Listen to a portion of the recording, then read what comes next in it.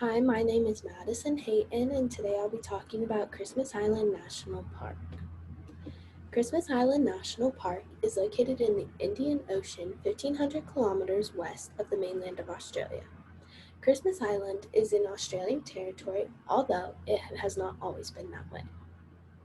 The island received its name because it was discovered on Christmas Day in 1643 by Captain William Myers.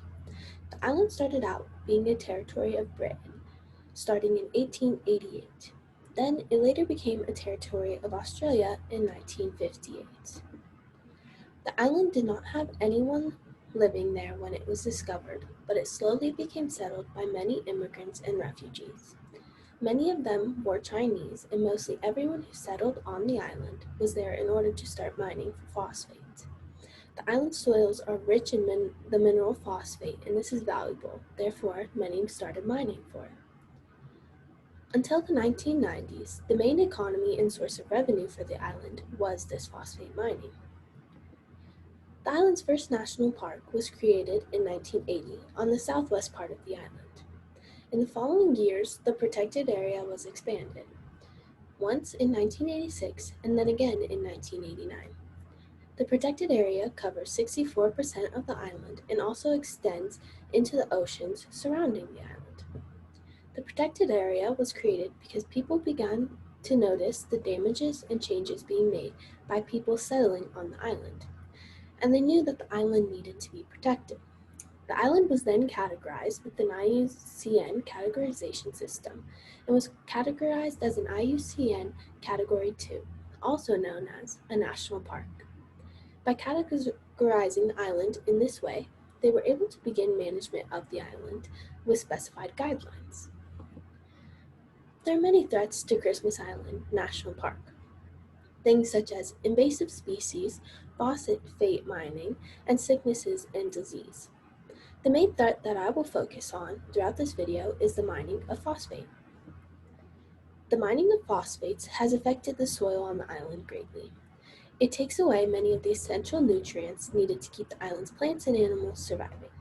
Starting with many of the very small aspects of the island and moving to the largest species, the entire system is affected by phosphate mining. Another consequence of phosphate mining is deforestation on the island. It's been found that 25% of the island's trees and growth have been destroyed in order to mine for phosphate. The ecosystem of Christmas Island is greatly unique, seeing how it has 5 bird species that are not present anywhere else in the world.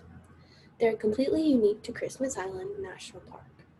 Without reversing the mining effects and saving the soil on the island, there is a great chance that phosphate mining will take out the entire island's ecosystem.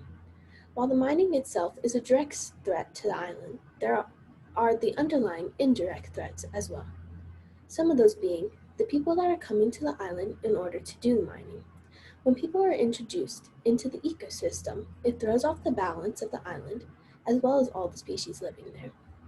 Those who enter the island began building roads and bringing in materials. While they may think they are only bringing in materials in order to mine, there is a chance they are also bringing in invasive species to the island. When shipments are brought in, species can come along with those, and this throws off the balance of the ecosystem. This is what is endangering so many species on the island, the loss of a good environment as well as new threats. History has had an impact on this particular threat because it did not exist until the island became settled and the mining began. It took time for the threat to emerge.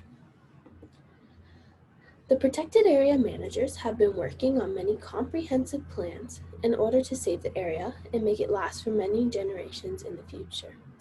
One management principle being used is a protected area manager intervening so that human-caused threats are reduced.